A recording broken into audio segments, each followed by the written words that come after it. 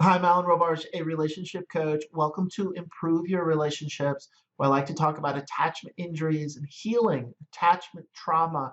And for today, the question I'm exploring, I've been thinking about is self-betrayal. What is self-betrayal? What does that mean to you? How would you know if you're betraying yourself in a relationship? Many of us will realize the pattern of self-betrayal when we look at how we are denying our own needs and denying our own desires and trying to rationalize and talk ourselves out of the what appears to be an unsatisfying, chaotic, uncomfortable, challenging relationship, a relationship that is full of struggle and strife. It's just not going well. There's a chronic disappointment.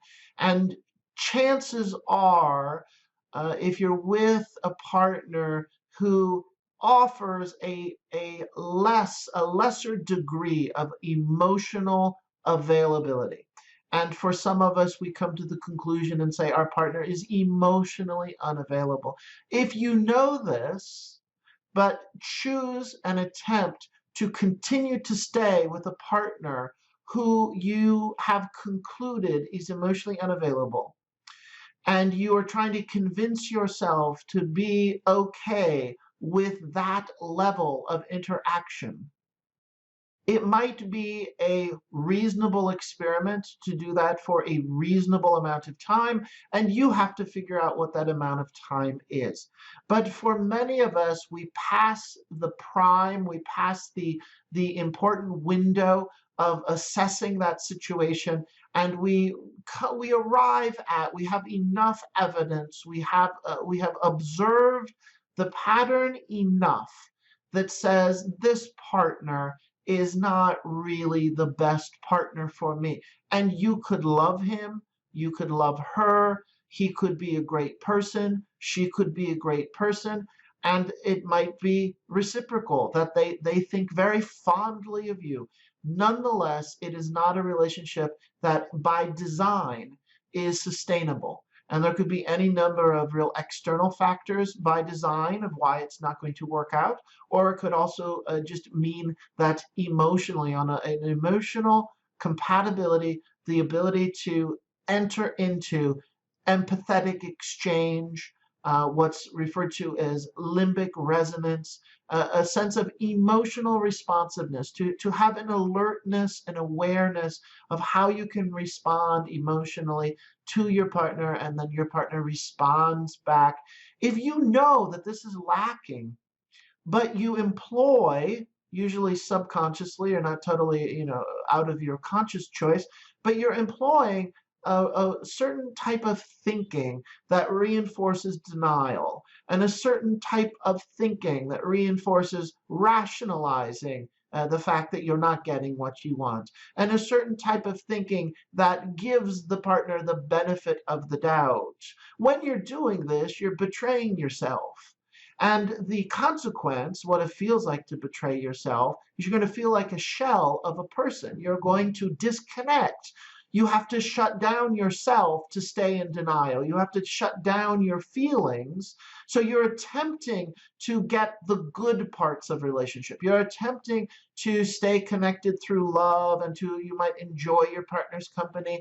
And chances are it's going to be confusing because there's going to be a range of experiences, and many of those experiences are going to be wonderful and fun and uplifting and coming from a place of goodness, and you might even be growing as a person and maturing in relationship.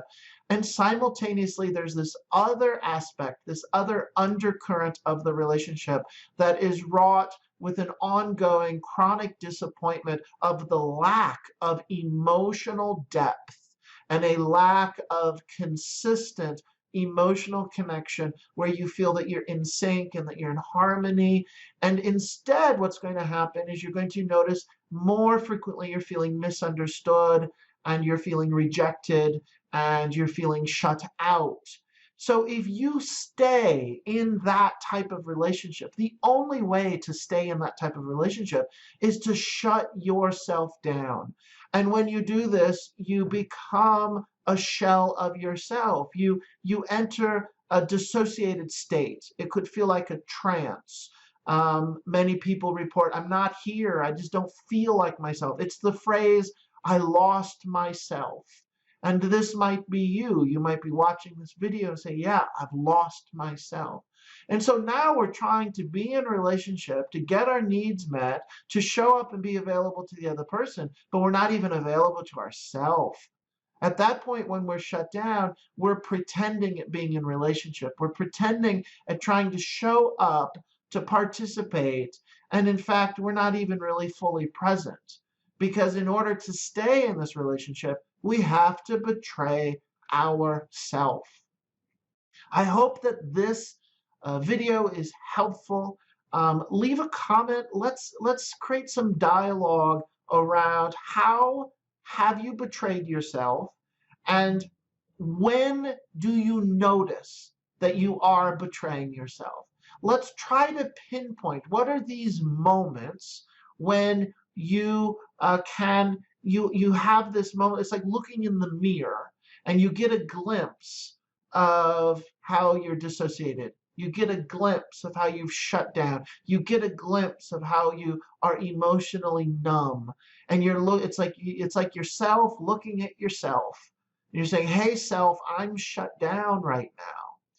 What are those moments? Let's share stories, let's share information. How do you notice when you are betraying yourself?